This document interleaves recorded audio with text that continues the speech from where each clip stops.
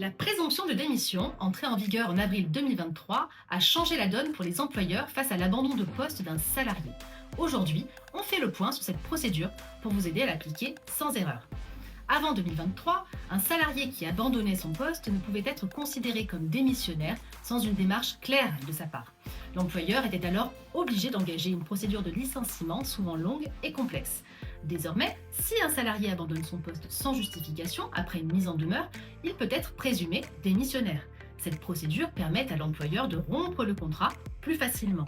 Pour appliquer cette présomption, l'employeur doit envoyer une mise en demeure, de préférence par lettre recommandée, dans laquelle il indique que le salarié dispose d'un délai minimum de 15 jours calendaires pour reprendre son poste ou justifier son absence, et que passé ce délai, sans justification ni reprise, le contrat sera considéré comme rompu de manière volontaire, ce qui équivaut à une démission.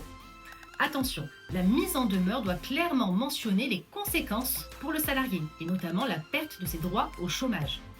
Elle doit donc être rédigée avec soin pour respecter les exigences légales. Quelques exceptions sont à noter. La présomption de démission ne s'applique pas aux salariés en période d'essai ou en contrat à durée déterminée, ni à ceux qui ont un motif légitime d'absence.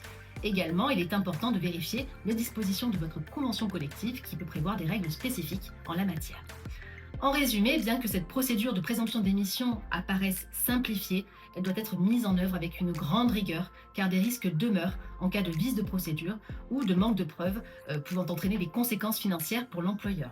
Avant d'engager la procédure, il est essentiel d'analyser chaque situation de manière individuelle, en tenant compte de ses spécificités.